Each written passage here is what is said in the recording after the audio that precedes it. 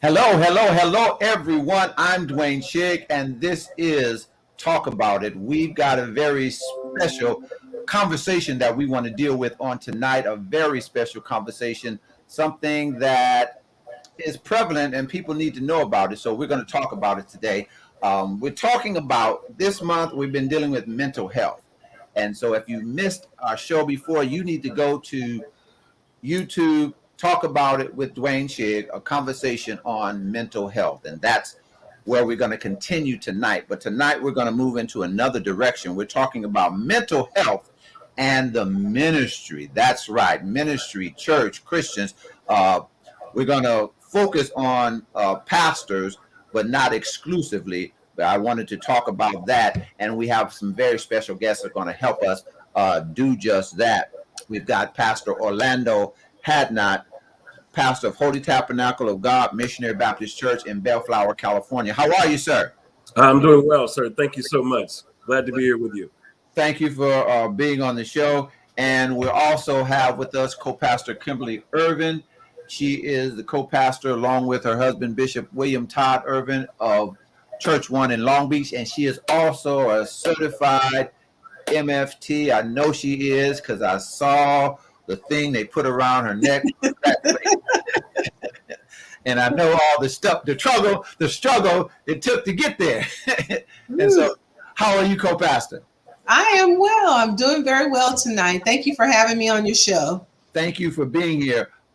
Excuse me, I'm not as good as my wife trying to be multitasking. She is much better than I am at this. So please forgive me. I'm not trying to be rude. I'm trying to get different programs on. But I thank you all for being here. And tonight we're going to talk about mental health and ministry. And mental health has been in the news recently. If you're watching this on the replay, we are doing this, a week, 2-3 days after the Olympics in Tokyo ended.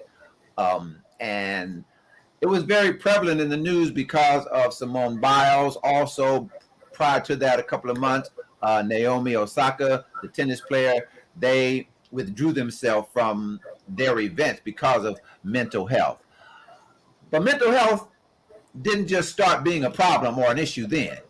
It's been around for a while. And so, but we want to talk about it as it relates to ministry and ministers tonight.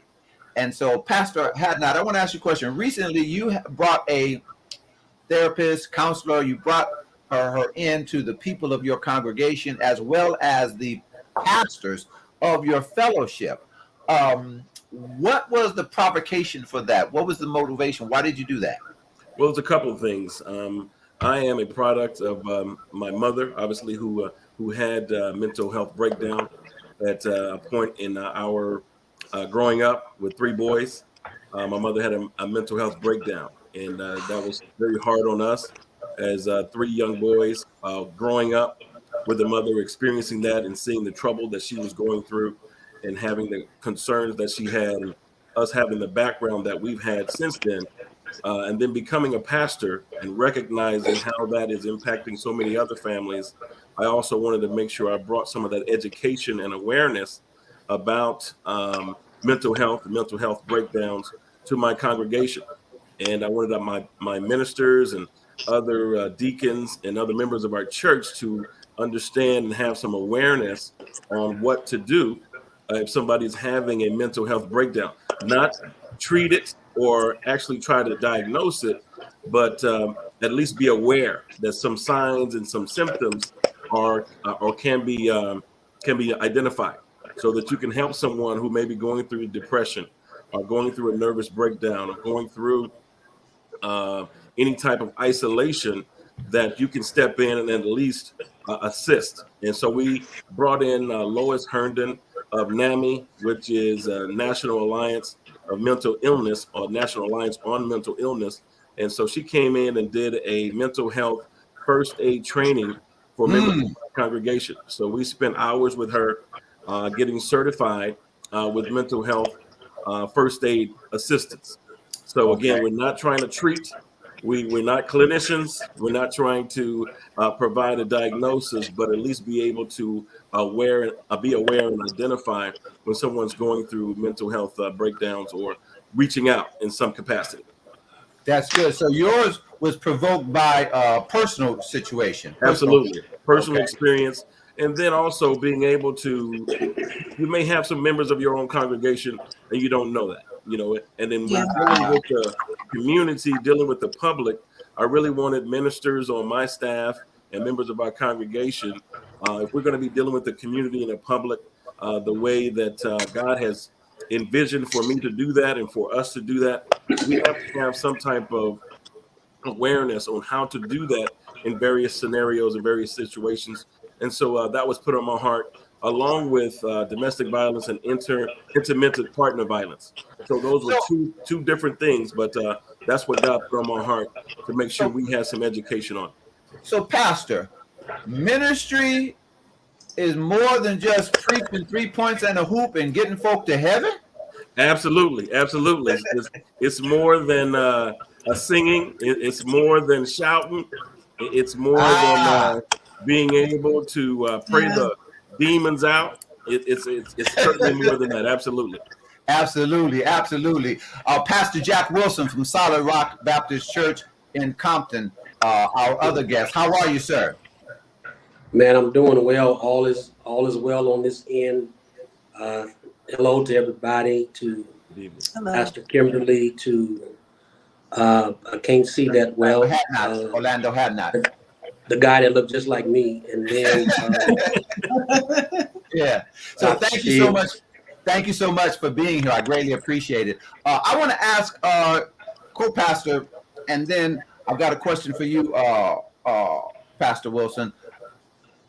You are minister, co-pastor, but you're also a certified clinician. So I want to ask you if you can give us a layman's understanding, help us regular people understand when we say mental health. What are we talking about practically? What is that? So that Pastor I have not talked about helping people so they can see it, but we need to know what we're dealing with. So what is that from a regular, personal, practical perspective? Right. It's basically dealing with the emotional, cognitive, and behaviors of people. Making sure that part of that person, we're always concerned with the physical health of a person, but the mental health of a person is also important. Wow. And so that's pretty much in layman's terms, just making sure you're okay emotionally, your thinking and your behavior. Okay. So helping us understand that just from and that's not a Christian thing. That's just regular human person. Yeah. Okay. Yeah. Okay. Because when you're dealing with mental health, of course, you're dealing with mental illnesses, that a person will have. Pastor had not talked about his mom having a mental breakdown, and I wanted to add something, thank you for sharing that experience, Pastor. I remember growing up as a child, my cousins and we would all get together at our grandmother's house. And we had one cousin in particular who now, when I look back on it, had very strange behavior. But back then, we thought he was just funny, just outgoing, and, just who he was. But come to find out many years later that he was schizophrenic and bipolar. Wow. And, for years, he went undiagnosed, and there would be times, and we were young teenagers at that time, and he was maybe like a teen into young adulthood. And, he would come in and he would just do funny things. But now when I look back at it, he was really not engaged with us as we were laughing and joking and having fun. He was really focused on what he was doing. And now if I was to see something like that now, I would say, that's not normal behavior. But back then as a child, the adults, the aunts, the uncles, the grandparents, we just all thought he was just, a funny, happy kind of guy who liked to show off. Right. So being aware, as Pastor Hadnot said, not necessarily so you can treat it, but now you can, but just so that we can understand what it Yes. is. Pastor Wilson, I want to ask you a question. As a pastor, why is this, and I'm assuming you agree with me because you came on the show, but why is this subject, or why should it be important, from, dealing with the pew as well as the pulpit? Why is this an important subject? We talk about, praying out demons. We talk about helping people understand what the scripture says about tithing, about how to love your wife, about this, about that. Should this subject be just as significant and important? Yeah, strangely enough that we're having this conversation. I was just in a Zoom call with the BMC, the Baptist Ministers Conference, and they were something that came up about a certain percentage of people having mental health issues. Wow. They said it was a certain percentage, but I didn't agree with that. My perception is all of us, 100%, deal with mental health issues on some level. Ooh. One of the strange things in the church is we have made the church more of a possession platform, and so we have people who have mental health issues simply because we've made Christianity to be prosperous and to be rich, and if you don't have it, then we start to lose our mind. We start to lose our head because even in the pulpit, because our church may not be such as another pastor's, or we may not have a first lady like Lady Irvin or whatever. And I'm being funny saying that, but sometimes we covet things. Right. And because of that, I think that causes a lot of our mental health issues. Ooh. Not being able to be satisfied with what God is doing in our own life.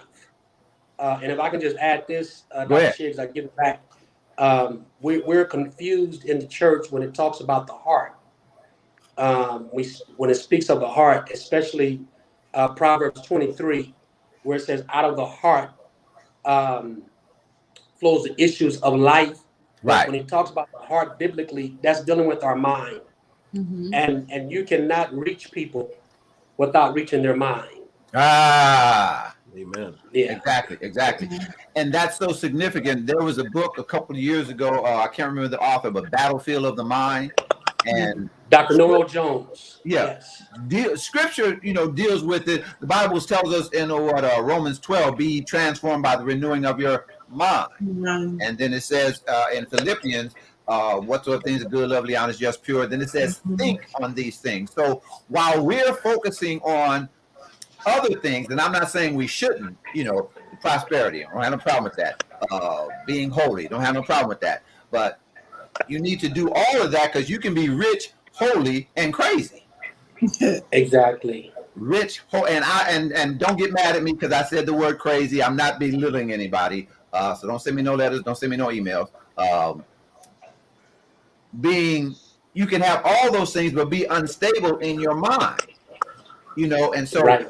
We need to treat, we talk about the fivefold ministry. We need to treat the whole person, inside and out.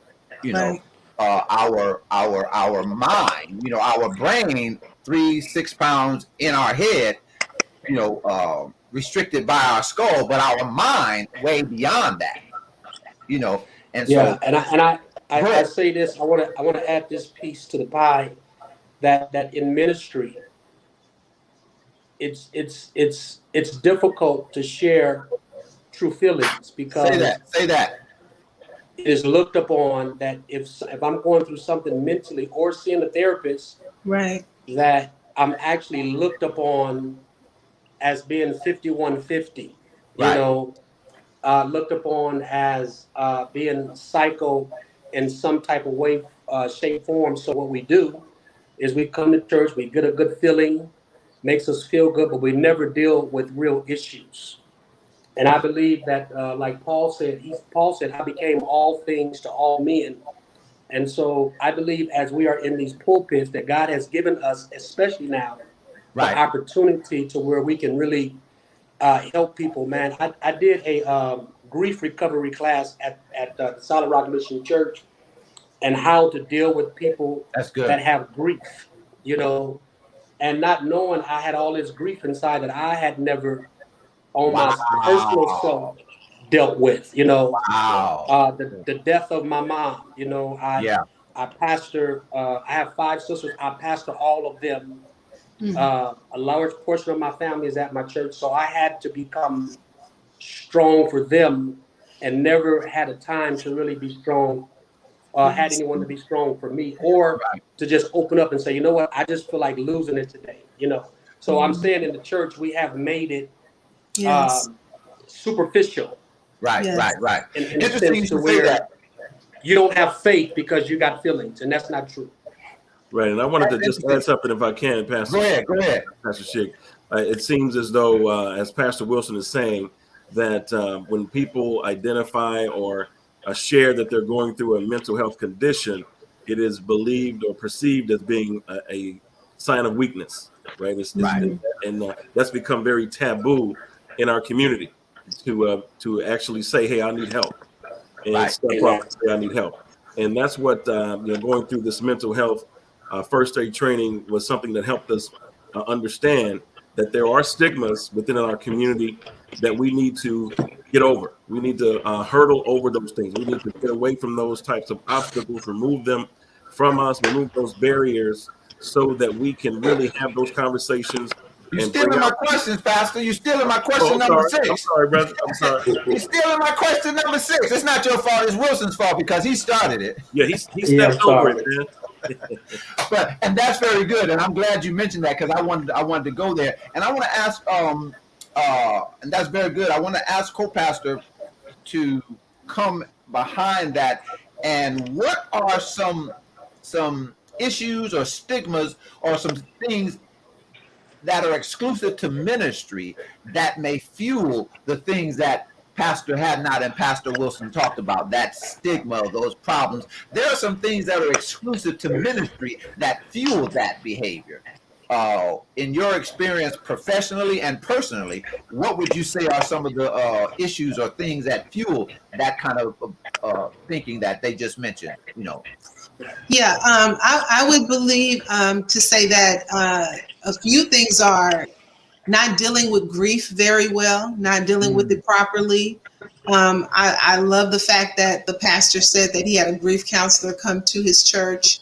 I think with COVID, we've been experiencing a lot of grief, a lot of death, and not just from COVID, but other things are happening. So it just compounds, you know, the fact that people are dying. I think also people in the church tend to overwork themselves. Wow. You know, and not have balance in their lives. One thing my husband and I always said when we started having children was that even though we were in the ministry, we would always make sure that our children had balance so that they would not just be at church. That wouldn't just be the only thing they knew was church, but they would know how to go. They would be able to go to dances and hang out with their friends and, you know, do things. So balance, not having balance, you know, over spiritualizing things, you know, it's like not dealing with it, not talking to a close friend or seeking out therapy or counseling or something like that. But just over spiritualizing, you know, saying, I'm just going to go to God in prayer. You know, I'm just going to shout it out. You know, those things that I've heard over the years, people say, you know, if you got a problem, just shout it out. Just, you know, cry it out, pray it out. Right. You know, and then believing that you don't have faith if you are depressed or sad. Yeah. You know, those are just some of the things as it relates to us as Christians, I would say. I'm sure there are many other things as well. But those are just a few things that people, you know, and also sickness. I think I had shared with you that I had COVID back in October, and I was sick for probably a month and a week. And I was telling Pastor Shig how I really became delirious in my Right. sickness. I mean, I had insomnia. I couldn't sleep at night, and it was funny because I couldn't sleep when I was supposed to sleep, and then it was a period of time where I went for days without sleeping. And I tried everything. I tried praying. I tried walking. I had to stay within my confines, but I tried everything, to shake that. And it was a process that I went through. One of the things that really helped me was doing mindfulness techniques, just centering myself, and being quiet and just feeling my body and everything going on inside of me, and just knowing that I'm okay, feeling that I'm here, I'm present, and just calming myself down. And I share some other things with him that I won't put on Facebook, but I won't tell nobody. right, that I tried, but and just being transparent. I mean, I tried everything. I had people bring me edibles. Right. That had the opposite effect on me. I kind of like lost it, went crazy. So it was just, I really had to take some time out to discover my anxieties and my depression at that time, and to realize that I had anxiety. I wasn't confessing anxiety, but I had anxiety, and it kind of poured over after COVID was gone. It kind of poured over into, my daily life. So I had to kind of get on top of that. One of the things that I do all the time is I practice self-care, and I practice it in many ways. One of the things I do is I always talk to someone. I don't keep my feelings and my thoughts to myself. I share it, and sometimes it's hard to find people that you can rely on to do that. If you don't have means or access to counseling, or, you can always reach out to your pastor. And then us as pastors, we have to know when it's time to refer people over to the professionals. That's one of the things that we as pastors have been guilty of over the years, is thinking that we can solve everyone's problems, no matter what that problem is. But that is not true. If we are not trained in that area to deal with people in those areas of mental health, then we can do more harm than good. That's very good. That's very true. That's very true. And sometimes, that's because of ego, or we don't want to be seen as incompetent or insufficient. Right. I want to ask Pastor Wilson, in your professional opinion, as a pastor, the stigma that we talked about, the stigma, Pastor had not mentioned the stigma, people may consider you, you said it 5150, or a lack of faith, or you didn't pray enough, or whatever the case may be. Where does that come from? And because, and I'm asking that so that we can fix it, but you can't fix it if you don't face it. You don't know. So in your professional opinion as a minister, or experience, where does that come from? Yeah, most of all, I think in the church, we have learned church. We have learned how to be churchy. We have learned how to be silent when we should be speaking. We've learned how to hush when we really need help. And so it has come from, once again, to where it's looked down upon, that even if you're having an issue, maybe not even mental health, just a financial issue. Right. Because when you talk about mental health, something had to have happened to the mind. Something had to have impacted your mind. As a co-pastor, First Lady said, dealing with COVID, a lot of people that I've talked to, the hardest part of COVID is they felt isolated, like nobody understood. Nobody would. Had one guy that had COVID, and nobody wanted to talk to him. They figured they could get COVID through the telephone, and so things like that, And so I'm a type of person where I'm just transparent with everything. I try to be as transparent as I can with my church. Sunday, Dr. Shiggs, I preached a message on Sunday out of Psalm 23, verse number 5, where David talks about this. He said, he anointed my head with oil. Right. And it goes back to, and I preached a message entitled, Don't Let It Go to Your Head, you know, and teaching the people that when things happen, how do we stop that from getting to the head, from getting to the mind? And That's David good. was in that valley, and his head was anointed, you know. And I say that because we laying hands and we doing all types of things, Pastor, and Pastor. nobody is dealing with the psyche and the mind. Sound went out. That the church has made it fake, and we need to be real in the church. Ah, okay. Pastor Hadnot, from your experience, the stigmas, how do we, and we may have touched on it, but how do we turn that around? How do we get rid of that? Co-pastor knows me. She's been knowing me for 30 years. And so the people that know me know I don't like just tell what's wrong. Okay, what are we going to do about it?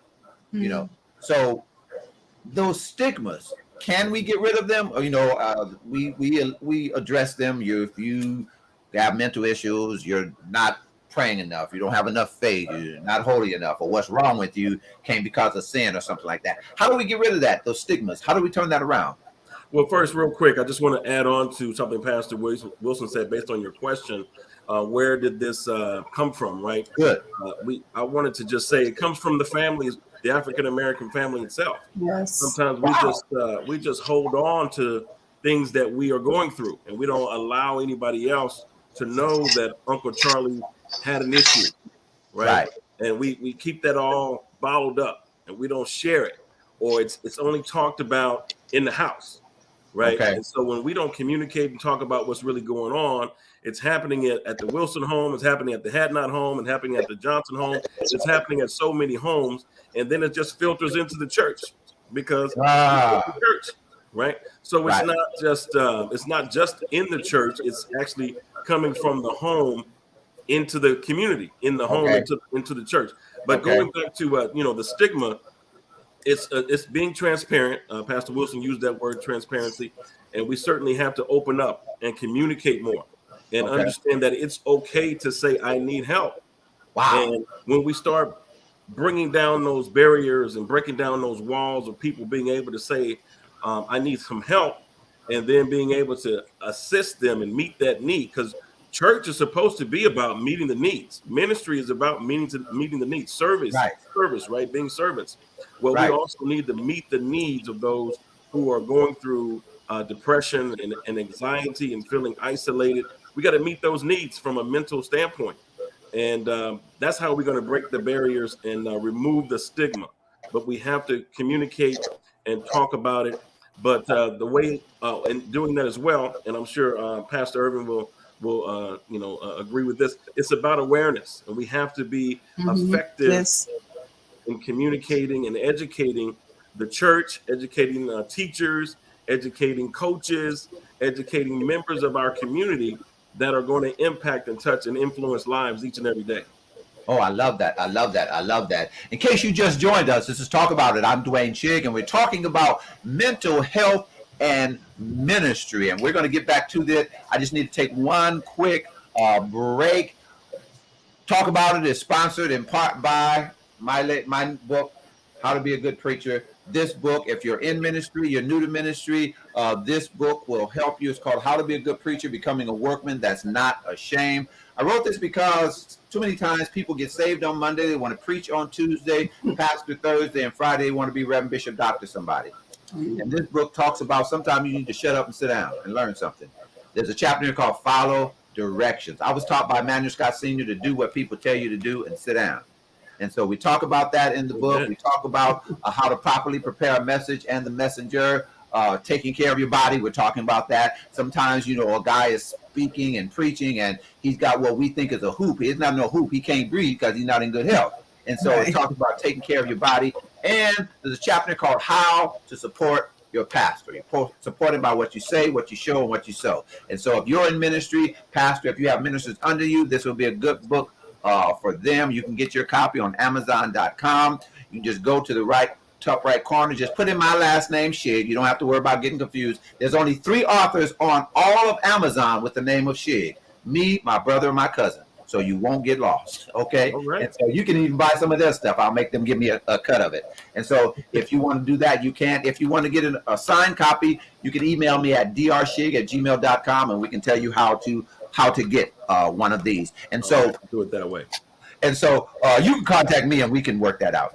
So we want to make sure that you are understanding this is Talk About It. We're talking about mental health. And if you missed last time's show, you can go to YouTube, Talk About It with Dwayne Chig, a conversation with mental health, and you can get that there. I want to switch to solutions. And so how important is it to have tools?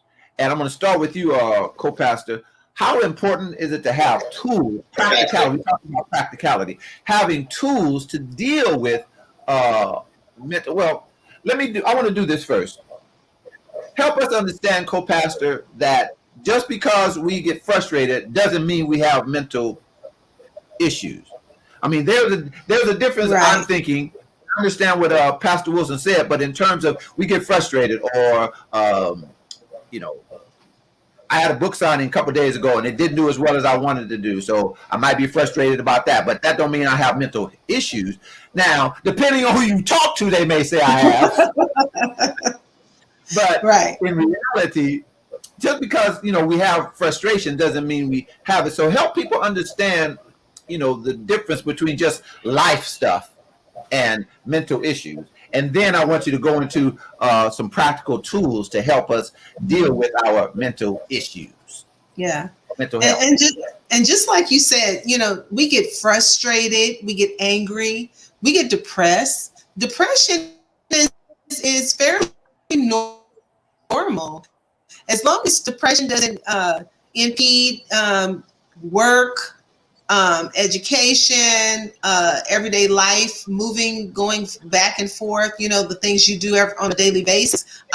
It's short term. It's not long. Depression is a fairly normal thing that happens to people from time to time. Right. Many times people who are very successful at in big events, and they've been moving and going, and they've been active, and they've been doing a whole bunch of stuff for a long time, they tend to get a little bout of depression after that event is over and everything has calmed down, and they're back to a normal place because their body and their mind has been used to going, and now it's kind of like, okay, what's happening now? Right. And so, yeah, those things happen. I mean, you get depressed, you get angry. As long as you don't go and shoot up a building, or if you don't, go out and cuss your whole neighborhood out, do things that are I guess you say, do things that show different behaviors and emotional type things that are unstable for a long period of time. That's okay. You be angry. The Bible tells us be angry, but sin not, Right. And so those things are going to happen. They're going to happen from time to time. The thing to look out for is if things are happening more often and for longer periods of time. So say, for instance, you and your best friend have an argument, or you and your spouse have an argument, and you get a little sad about that. It's okay to be sad about that. You guys aren't talking, and so you're sad about it. You get a little down and depressed. But if you're staying in the bed, you're not getting up, you're not eating, or you're not sleeping, you're not taking care of your hygiene, then those are things that you should, be concerned about, and maybe seek out, some type of assistance with that. So, some different things that people do. One thing that I do is, like I said, I have a person that I talk to, that my go-to person. If I'm feeling a way about something, or if I'm going through some things, I talk to that person. I call that person and I say, look, I'm feeling this way. I'm going through this, and they may not ever have an answer for me. They may not have a solution, but they're just listening. And sometimes, and not sometimes, but all the time, and people who've gone through therapy and therapists, you know this, that you're not there to solve people's problems. Right. You're there so that they can solve their own problems. You may give them some tools and techniques to assist them with getting there or maintaining a level, but you're not there to solve their problems, And so it's just important that we as just people, that we get our exercise, of course, that we pray, and if necessary, we seek out counseling. But one of the things that we really need to do that's really good for our mental health is rest. Sometimes we do not rest enough. We don't rest enough. Good. We You all right, don't. we take when you said that, Professor. Yeah, we don't take the time out to just rest our bodies and our minds. Sometimes we just want to shut it down. Last couple weekends ago, I went up north and just visited a friend and just did nothing. We went a couple places here and there, but the fact that I just changed venues, I love my family, I love my husband, I love my church, I love my job, but I needed to change venues. I needed to go somewhere else. I needed to not be responsible for anything or anyone. It was the first time in a long time that I turned off my work phone. Okay. It stays on 24/7. Right. And at this particular time, I turned it off.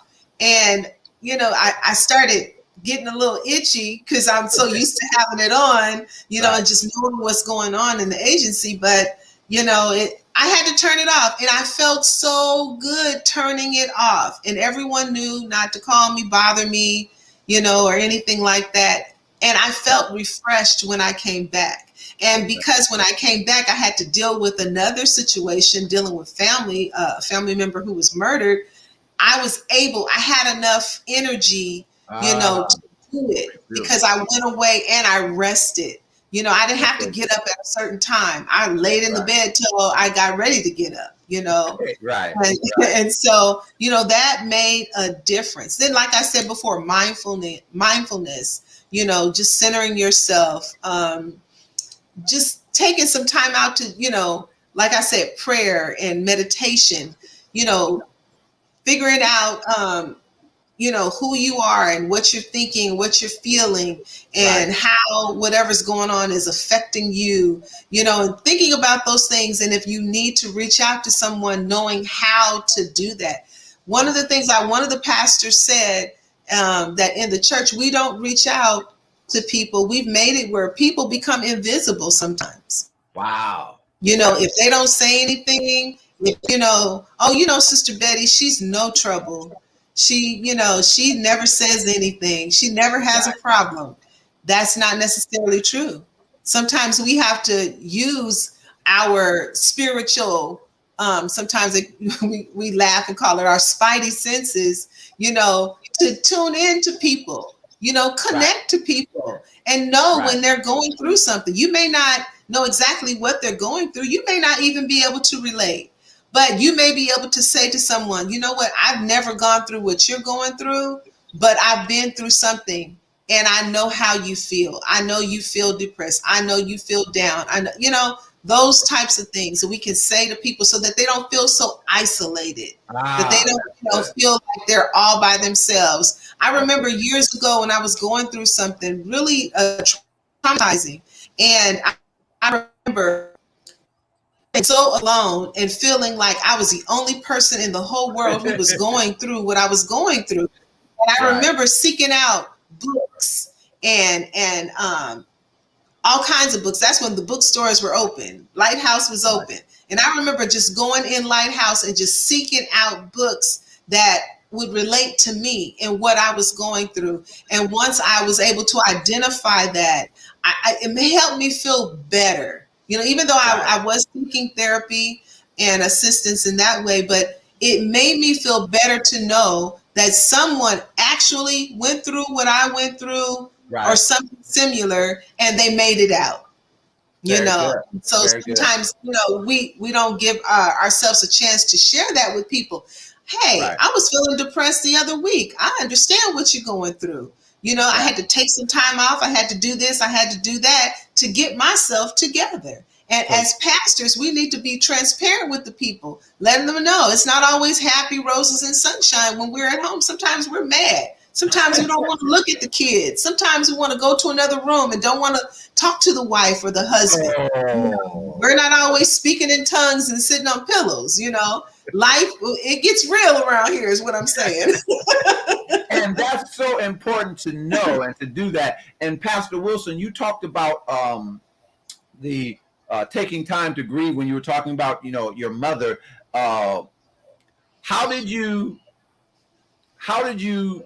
do that? How did you know to do that? And I want to ask you that question, and then I will have a question for Pastor Hadnot to help pastors rest and not. And you said something important, co-pastor. Sometimes, you know, we want to give all the answers, and sometimes as pastors, we think our job is to answer everybody's question, when that's not. A shepherd leads you to the water. He don't go get the water and pour it down your throat.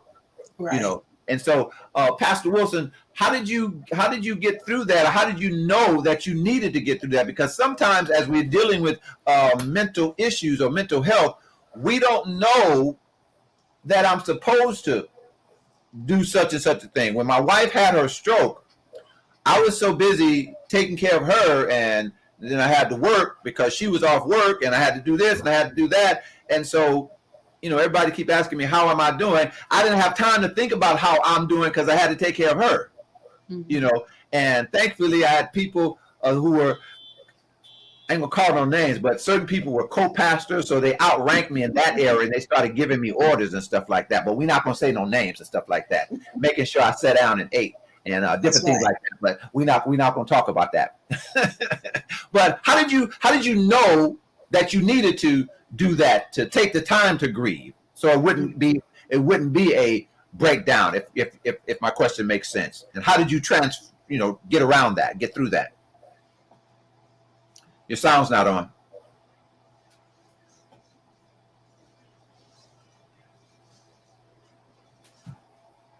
Can't hear you.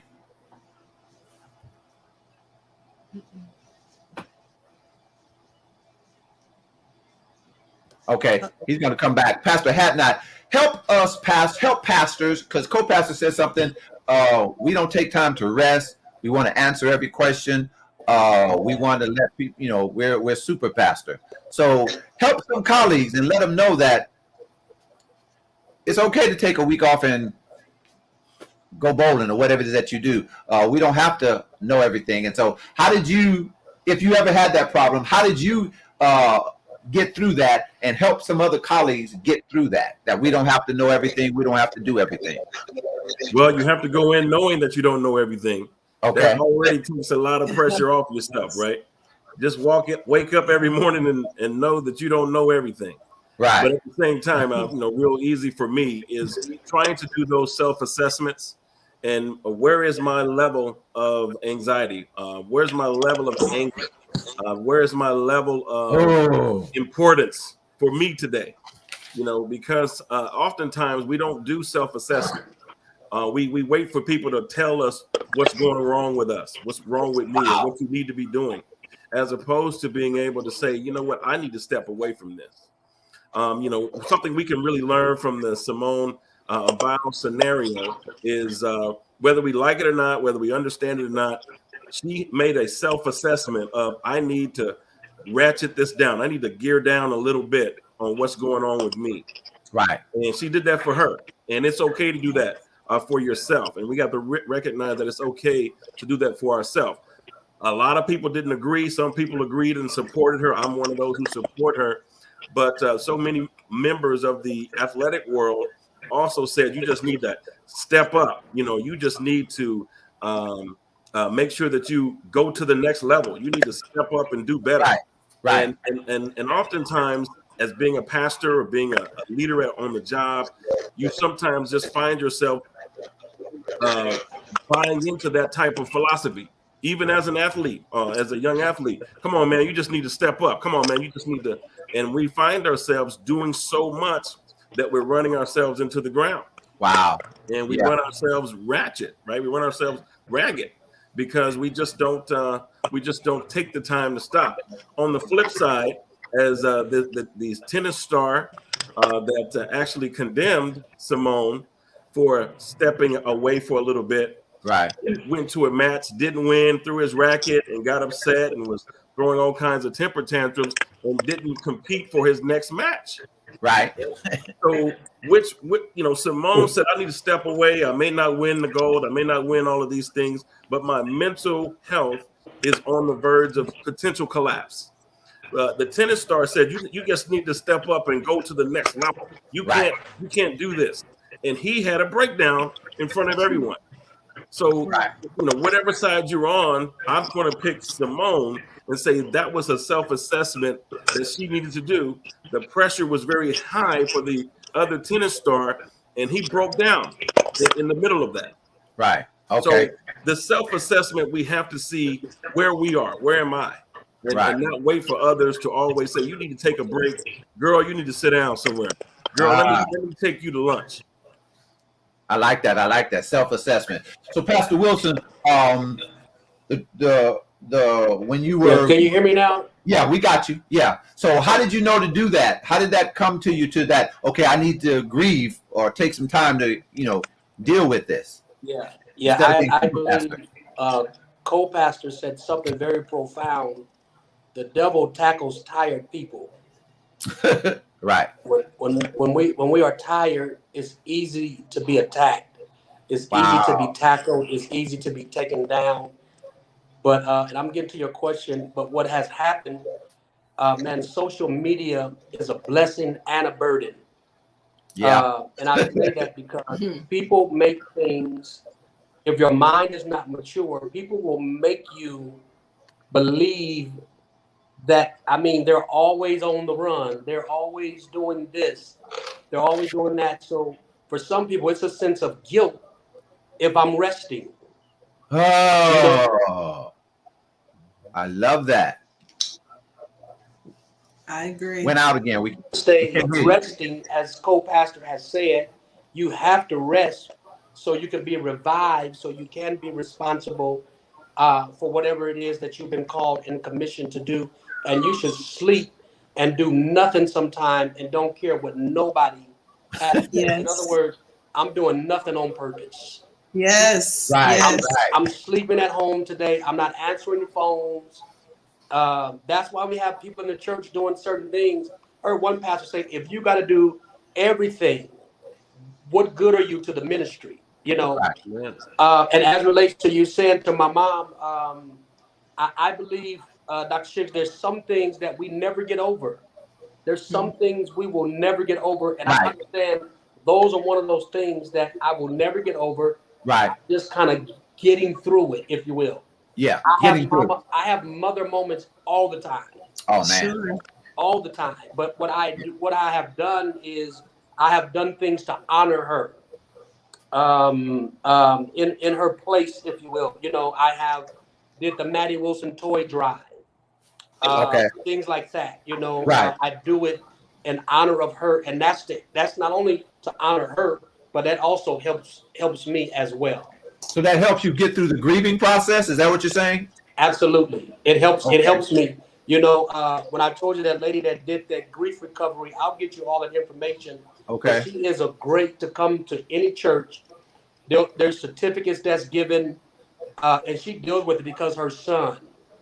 See, we don't think about what's happening with mental health until it happens to us. Wow. Yes. Yes. When it's happening to us, now we say, okay, these are real issues. Your mind can actually go through cataclysmic circumstances. You understand? Yeah. And so it's happening to us now. It matters. Okay. And so I say that to say, Dr. Shiggs, that ministry-wise, we just got to come real. We got to come we all on this, man. If this COVID didn't do nothing else for us, it should have taught us we all on the same platform. Yes. Right. I seen the T.D. Jakes preach to an empty church. Yeah. Yeah. You know, I've preached to empty pews. I don't care what no pastor say. Yeah. We can get on here, we can smile. That's depressing. Yeah. It's depressing to see what has happened to ministry and what ministry is going through all of this. We can say what we want to, but if you called and God has called you to ministry, you want to be around some folk and you want folk around you. Right, right. And ministry is, and I believe Pastor Hadnot said it earlier, ministry is service, serving. Yes. And Yes. you know, you can't be of good service if you're not well. Yes, sir. Exactly. You know, I don't want the dentist going in my mouth and he's got a shaky hand because he's not healthy, he didn't eat, or I don't want him coming in, he mad at his wife, or the dentist is a woman and she mad at her husband and I look like her husband. I don't want her going through that in her head while she in my mouth. Absolutely. Absolutely. And so if we wouldn't want that from the doctor, the dentist, if we believe they need to have good mental health, how much more the person that is speaking over your soul? Absolutely. And I remember hearing Bishop Homer say, you know, he says, anybody having anything to do with my soul, I want them doing very well. Yes. Absolutely. You know, and so I want to go around and ask each of you. We talked about transparency. We talked about, you know, I liked what you said, self-assessment, and co-pastor, she said self-care. I really got to do better at that because I'm usually working. When I'm not working, I'm working in here. I'm writing. I'm working on a program. I've just had a new book out, and I got 3 more in my head. But sometimes I just need to sit down, and it's kind of difficult for me to do that. And so I want to start with Pastor Hadnot, and then co-pastor Kim, and then Pastor Wilson. What do you do when you just want to be Orlando? You don't want to be Pastor Hadnot. You don't want to be over the district. You just want to be, you know, like Oscar Robertson. You just want to be the big O. Oh, amen. How do you, because sometimes pastors don't know how to chill. Yeah. And sometimes people that work in ministry don't know how to chill. There are people in the pews that they work in ministry and everything is ushering, everything is singing. You ain't singing, you preparing the choir, you doing this, you doing that, you thinking about a song. So sometimes, you know, the song says just chill. What do you do when you just want to be Orlando? Well, there's a couple of things that I do, right? One, I love to take walks, take long walks, and just listen to music, listen to gospel music, or listen to what you just said, just chill, what have you. But I also fancy myself as a general manager of a sports franchise, right? And so I'm always thinking of ways to improve my sports teams, the Sixers and the Dallas Cowboys. So I'm always... So we only should play on the Dallas Cowboys, but we ain't gonna get into that. So I always fancy myself trying to fix our teams to try to get to the next level of the playoffs or to the championship. So I immerse myself in reading data, reading up on what's happening with the team, and things like that, just to kind of get away. That takes me away from our fantasy land. Good. So, co-pastor, what do you do when you just want to be Kim? You don't want to be nobody's mama, nobody's first lady, you just want to be Kim.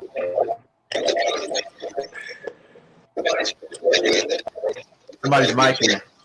Well, I'm not like Pastor Orlando. I don't do really nice calming things. Can you hear me? Yes. Can you hear me? Yes. I like watching what my kids call hood TV. I watch all what they say the ratchet shows. I watch all the ratchet movies. Anything that doesn't cause me to think. That only causes me to laugh and to enjoy. And the one thing that I love doing the most is absolutely nothing. I can take time out, which I don't get that much time. You know, I don't have that time much too often. Right. to just sit and do absolutely nothing. So that's what I do when I want to just be Kim, do nothing. I'll turn on Netflix Okay. and Okay.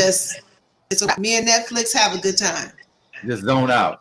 I want to ask you this question before we go to Pastor Wilson. One of our viewers asked, are there strategies that ministers can implement for themselves as well as other ministers that are part of their ministry? So, co-pastor, as a pastor, as a clinician, would you have an answer to that, or either one, co-pastor or any of you would have an answer to that? Then I want to get to Pastor Wilson's question. But he's asked, are there strategies that ministers can implement for themselves as well as the other ministers? I'm assuming he's talking about other ministers in their church, in their ministries. So strategies they can implement. Any thoughts on that, co-pastor, and then Pastor Orlando? Strategies for what?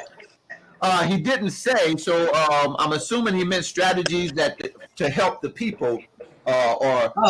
You're still watching, Dr. Leroy. If you can put in strategies for specific, mental health, strategies for mental health ministry. That's what he's talking about. To help the people with mental health ministry. Well, I definitely think what Pastor Orlando or Pastor Hadnot's church did, and that's the mental health first aid class that they did. Okay. We did that some time ago, right? At Church One, and we all got certificates. But just making yourself aware, having awareness of mental health, having awareness of what people are going through, and then creating teams of people that we can share the load of the ministry when we're dealing with people and the things that they're going through. I know that in our ministry, that if there's a situation going on that not necessarily that I can't handle it, or maybe I'm too busy to handle it, then I know some key people in our ministry that I can hand that person off to. Right. One other thing, I try to make myself available to people who most people don't really deal with. Right. I had a phone call from a young lady today who is doing some self-care, and she's getting away, and she's just been moving across the state of California, and moved into another state, just in her RV, just having a good old time, and I love the fact that she feels like she can reach out to me and say, hey, this is what I'm doing. This is what I'm going through. Because one thing that people need is they need us to be empathetic. They need us to be loving, and they need us to be non-judgmental. Right. And if we can be those three things in ministry, we can be a blessing to people and not hurt them even more.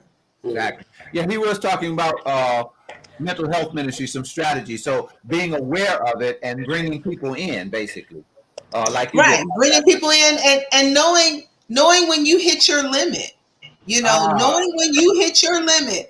I can't go any further. I remember one time Bishop and I were counseling a couple in his office, and we had been really working with them and trying with them for a very long time.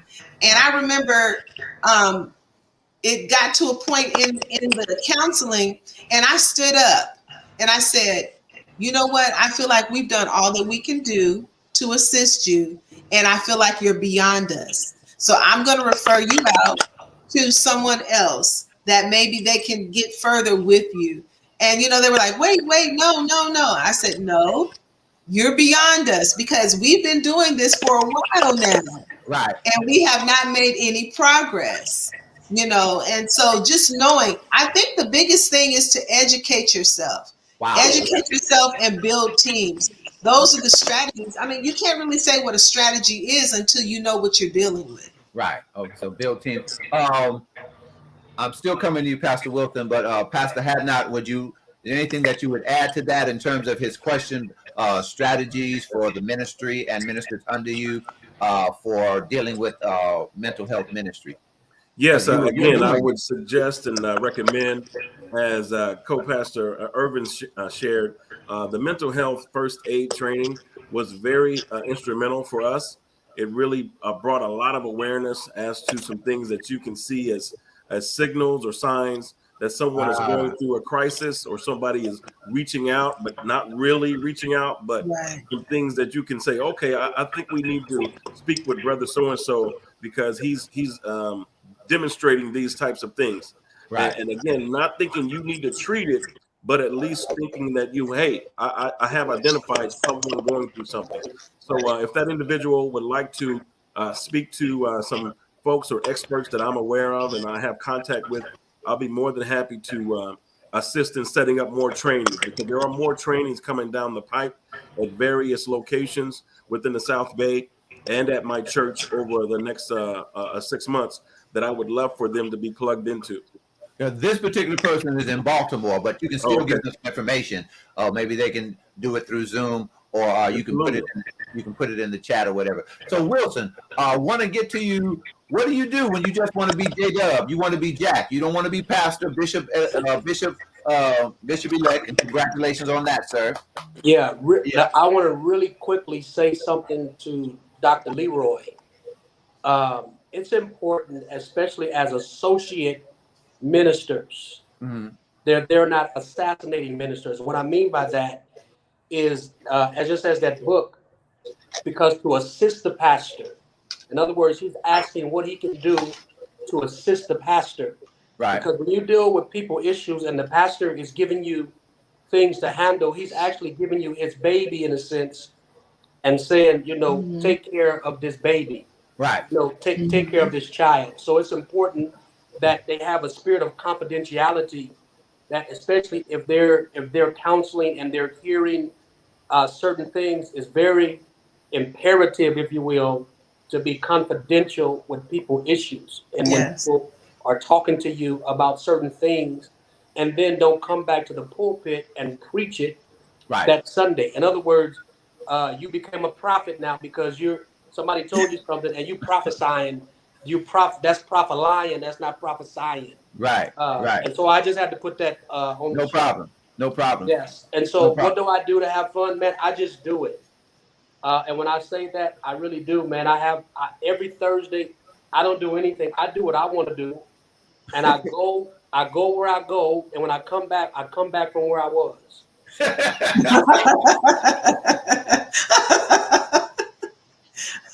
I heard that.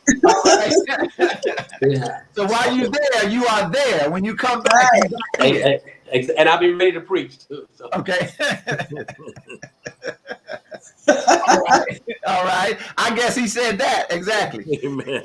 And that is so important based on what you all said. That is so important. And for those of you who are watching, in ministry or the pulpit or the pew, it is imperative that you have some chill time. It's imperative that you have some you time. And I'm the last one that should be saying this because I'm not very good at this. But it's imperative that you have some time. Don't laugh at me, co-pastor. It's imperative that you have some time where you are you. And like you just said, on Thursday, you don't do anything. And that's where I'm going. I haven't gotten there yet, but I'm going there because I got a video to shoot on Monday. I do this show on Tuesday. I lead the Bible study on Wednesday, and Friday and Saturday I'm doing something else. So Thursday, I try to do that, just nothing. But it's imperative that you do that wherever you are, in the pulpit or in the pew. Well, I'll come get you sometime, but you can't let nobody know when we get back. We just got back, okay? Okay, I won't tell nobody. Yeah, I'll come with you. Come get me. You ain't that far. And so it's imperative that you do that so that you can do the self-assessment and the self-care. Because when you do the self-assessment, that lets you know that you need the self-care. Absolutely. I need to sleep. I need to take some time. I need to, I don't care. We're not writing nothing today because I write every day. And so my brain is fried. And so I need to, close the computer and just not write. And then when I'm not writing, I'm listening to old school music. And for me, old school music means anything before 1983. So there you go. I'm listening Why specifically 83? Why specifically 83 though? Because no good music came out after 1983. That's why. All the good music came out in the 70s. Anyway, When I say old school, I mean old school. Temptations, Parliament, Teddy P. But anyway, I got to stay safe, so I can't say that.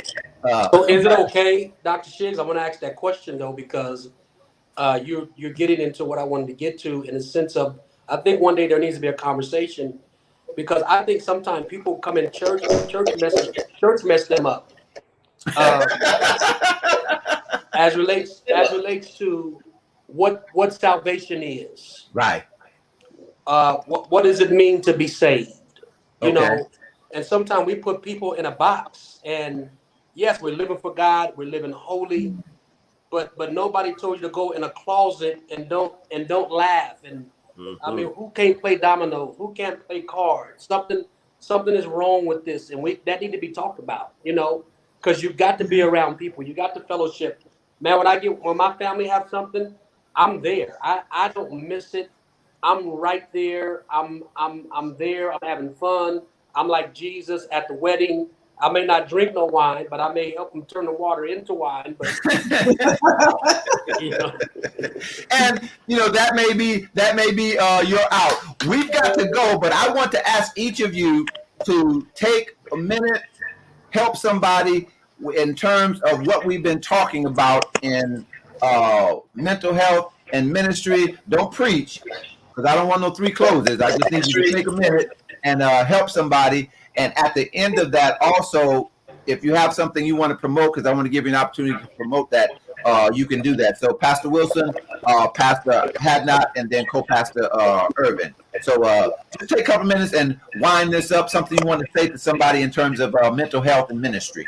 Yeah, first of all, I want to go back to what I did today on Table Talk Tuesday and say sometimes prayer alone is not enough.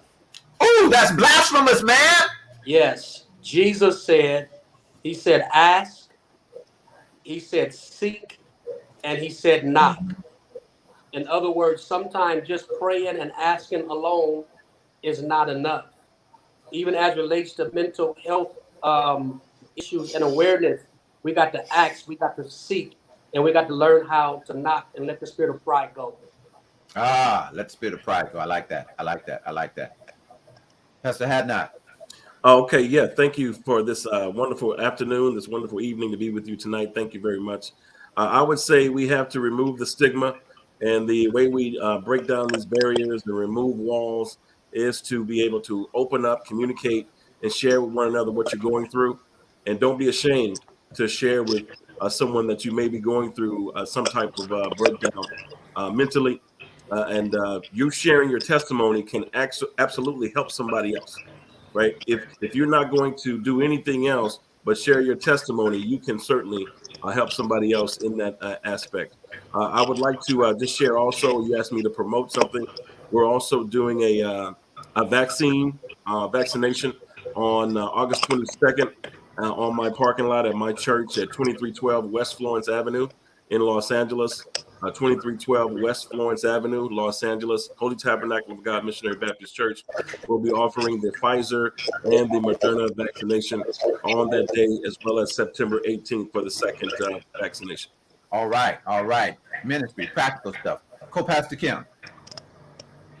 Yes, so I just want to say, just as ministers, preachers, just people of God in the church, how we can help people, and professionals do. But just the folks who say, I hate myself, let them know that they're loved. If someone's saying I'm useless, let them know that they're needed. If someone says I don't matter, helping people to understand that they have a purpose. And if someone says, I want to give up, tell them, no, you have too many choices to give up. And if someone says, you know what, I don't fit in, let them know that they belong. Let them know that they belong. Those are things that we can do besides the empathy, besides letting people know that you love them, besides not being judgmental with folks. And the last thing is getting rest. That's so important, getting rest. So I want to share, I'm so excited. Today was just an awesome day. My jaws are just loosening up because I was just grinning from ear to ear earlier today. I have a podcast called Coffee with Kim. That's Koffee with Kim. And And I found out today, my producer, that my podcast is now on Spotify and on Apple Podcasts.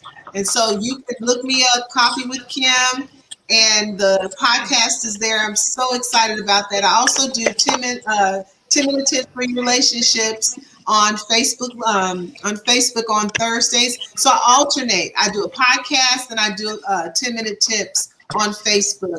So you can look me up, Kimberly Jenkins Irvin, on Facebook. You can follow me and you get an alert when those tips are coming. I'm just so excited about all of that. I have a website that will be coming out pretty soon, so I'll be sharing that at a later date. Congratulations to all of you, all the great things that you're doing.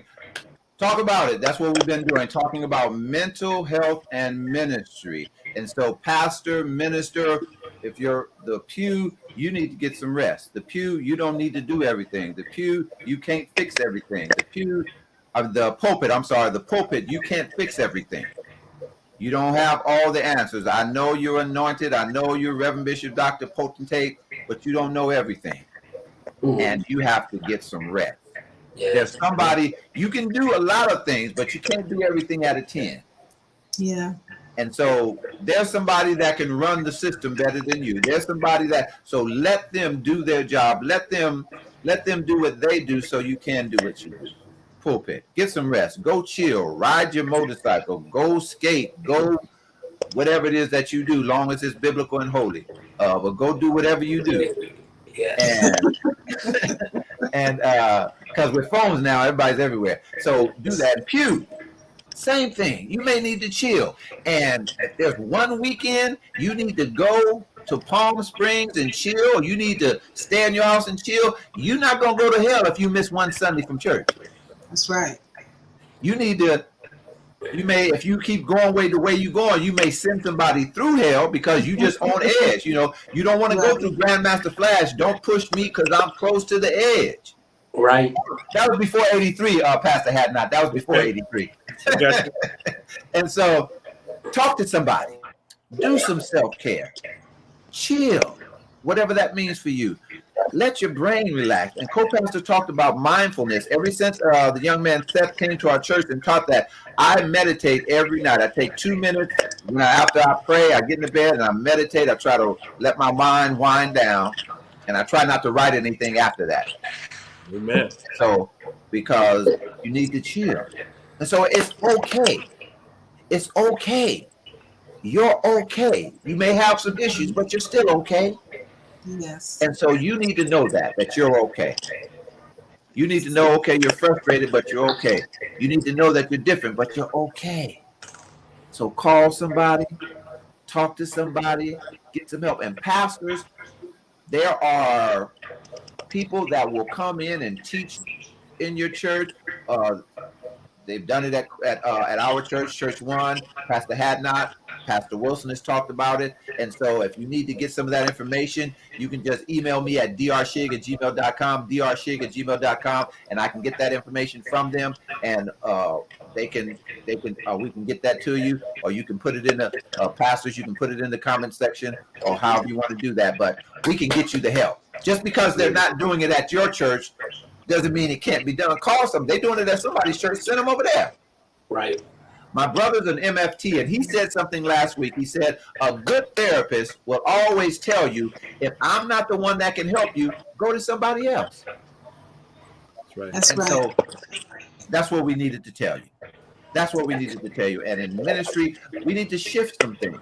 It's not about shabaking all the time, but we got to deal with the mind. Because if we're going to be transformed, we have to do it by the renovating. The word in that text, renewing, is a Greek word that means renovate.